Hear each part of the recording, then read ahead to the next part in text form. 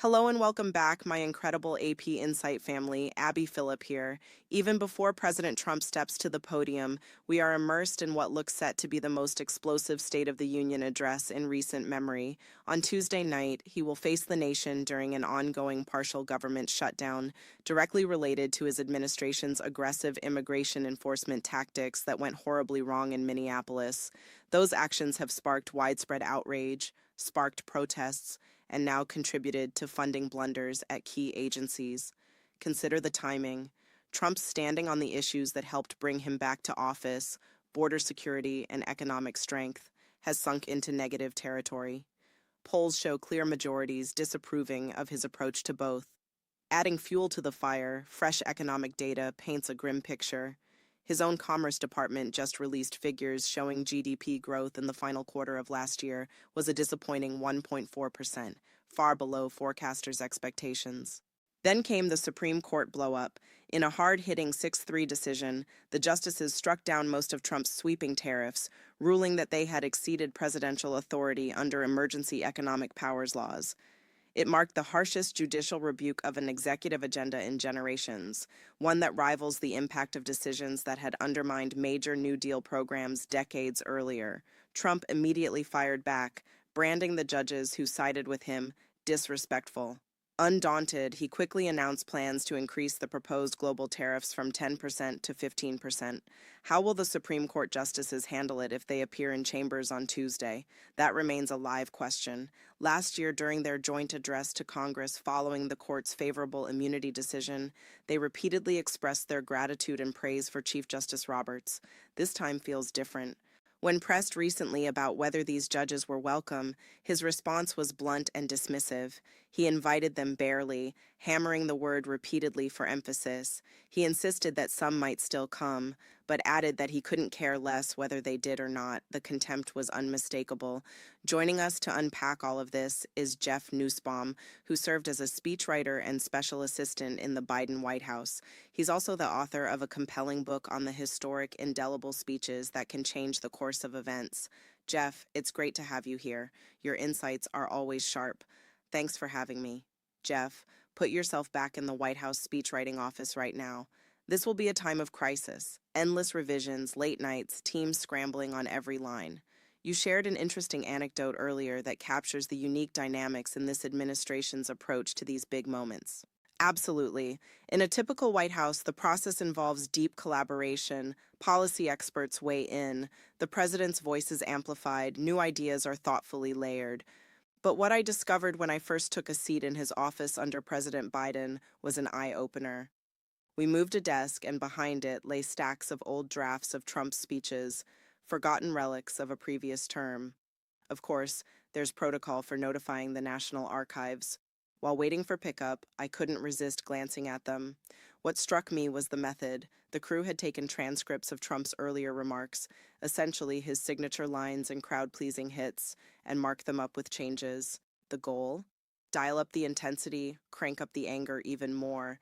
This wasn't about crafting something fresh or methodically building arguments. This was remixing the most successful album, then cranking up the volume for maximum shock value. It's revealing, and frankly disturbing. Most speechwriters study past remarks to learn the rhythm, the phrasing, what resonated with the audience. They adapt, refine, elevate. Here, it felt like a pursuit of escalation. Whatever worked before, make it louder, angrier, more provocative. You see this style not just in rhetoric, but in all decisions. The staff seems eager to feed the boss exactly what they think will excite him most, even if it means pushing the extremes even further. You also did some analysis on Trump's previous speeches at joint meetings. Does the pattern jump out? Your introduction nailed it. In his last major speech to Congress, he leaned heavily on the line, "It's nothing like you've ever seen before," dropping it 20 times.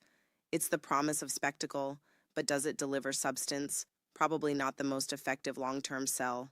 Another standout, Trump, more than any modern president, is bent on what we call Skutnik moments, highlighting ordinary heroes or everyday Americans in the gallery. The tradition dates back to Reagan in 1982, when he honored Lenny Skutnik, who dove into the icy Potomac to rescue survivors of a plane crash. He became the centerpiece of the balcony for guests. Trump embraces it more than anyone. You might think a leader who craves the spotlight wouldn't share it, yet he does it time and again. Why?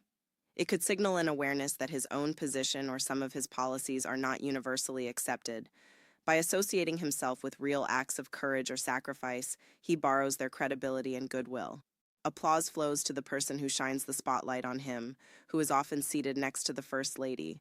It's a calculated way to indirectly raise voices. With that in mind, this year's chamber will be electrifying, and not in a good way. Some Democrats plan to boycott entirely. Others will attend but bring powerful symbolic guests, survivors of Jeffrey Epstein's network of abuse. How much does this kind of audience composition force a speechwriter to rethink tone, content, potential flashpoints? It matters a lot. A State of the Union speaks to multiple layers: the live room, filled with lawmakers, judges, dignitaries, then the huge television audience at home. The dynamics in the room can create real emotional electricity: cheers, boos, standing ovations that the cameras capture and amplify. Presidents deliberately select these gallery guests to quickly make policy points in a format that is often just a laundry list of priorities. A compelling personal story cuts through faster than statistics or jargon. Will Trump decide on Epstein survivors or absentee Democrats? Perhaps not so much on drafting. He is notoriously focused on his own narrative, but he is famously reactive. If something in the room throws him off, a protest sign, a pointed stare from a guest, a murmur, his staff prepares for potential emergencies. This president doesn't take things lightly. Let's look at the latest polling that illustrates the challenge. Nearly half the country has labeled him corrupt, racist, or oppressive. 49% corrupt, 47% racist, 46% oppressive, according to The Economist YouGov numbers. Overall approval is 39%, with 56% disapproving. Imagine you're back in the West Wing looking at these numbers after the Supreme Court loss on Friday. What strategy do you devise? Reassure a nervous public, redirect to safe ground, fire up core supporters? It's all three, layered together. You look for broadly resonant themes, places where approval holds or crosses party lines. Their record over 5 years, polarizing. But wrap the message in America's 250-year story, especially timely now, nearing the country's semi-centennial, and it becomes a unified, patriotic, hard-hitting one. Paint a long arc of American greatness, resilience, victory. Dare opponents challenge that legacy. It's a classic move. Move beyond immediate battles. Make critics look small or unpatriotic by comparison. Democrats, meanwhile, are opting for counter-programming, a rally outside the traditional response space. Some floated Epstein survivors into the chamber to sit in silence, forced into pain. Why the pivot away from participation? I get the instinct. Don't act as props. Don't let it drown out the captive audience. Senators and representatives have debated why punching bags, but I think it's a mistake to skip it entirely. The real duty is to testify. Most Americans don't watch full speeches. Many tune out after the first few minutes. The more they watch unfiltered, the clearer the picture becomes. This president repeats the pattern, the same lines, the same increments. Hearing him live over and over again drives the points home. Democrats often prefer to go it alone, testing different messages. That's fine for variety. But the State of the Union is the ultimate bully pulpit. FDR's term. Stepping outside shrinks you into the opposite. Unity in the room, even silent, carries weight. Bring in symbolic guests if it fits, then hit back later. You saw it, here's what it means. Let the speech speak for itself.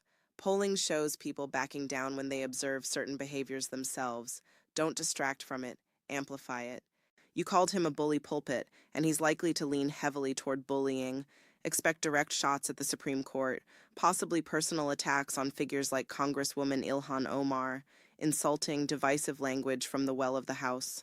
This first real State of the Union of his new term, last year was technically a joint address, feels like a moment to aggressively plant flags. A traditional president might seize on the 250th anniversary to celebrate something growing, unifying, a shared history. Instead, we are set for confrontation. Look, we've found common ground on at least one thing. Red Lobster biscuits are solid, small victories in stressful times. But seriously, this address arrives at a crossroads.